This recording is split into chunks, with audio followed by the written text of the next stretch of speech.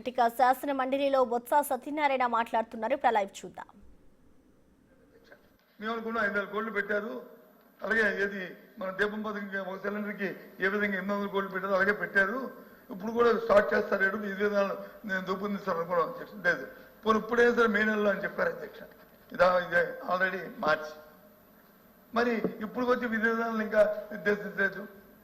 మరి ఎప్పుడు లోపల ఇస్తారు ఏంటి దానికో స్పెసిఫిక్ డేటు? నేను దానికి వ్యతిరేకం కాదు. I agree. మీరు ప్రభుత్వం ఎందుకంటే ప్రభుత్వ విధానం ఉంటుంది. ఆ విధానం ప్రకారం వాళ్ళు ఇచ్చిన డేట్ ప్రకారమే అది చేస్తారు. నేను కానీ మేకన్నారు కదా, ఇంకా ఇప్పుడు వచ్చి విధి విధానాలు పెట్టలేదు కదా, ఆ విధి విధానాలు మళ్ళీ దాన్ని వెట్టింగ్ జరగాలి కదా.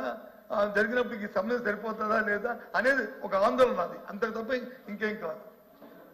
నా ఉద్దేశం అది ఆందోళన తప్ప ఇంకేం కాదు. అది మీరు ఇచ్చిన వాగ్దానానికి ప్రజల తరఫున మేము మిమ్మల్ని అడుగుతున్నాం. ఆందోళన మా ఆందోళన మీకు వ్యక్తపరిచాం. ఇది ఏ రకంగా అధ్యక్ష ఆలోచన చేయండి. దాంతోపాటు అన్నదాత సుఖీభావ ఏదైతే పథకం ఉందో దానికి 20,000 రూపాయలు ఇస్తున్నారు.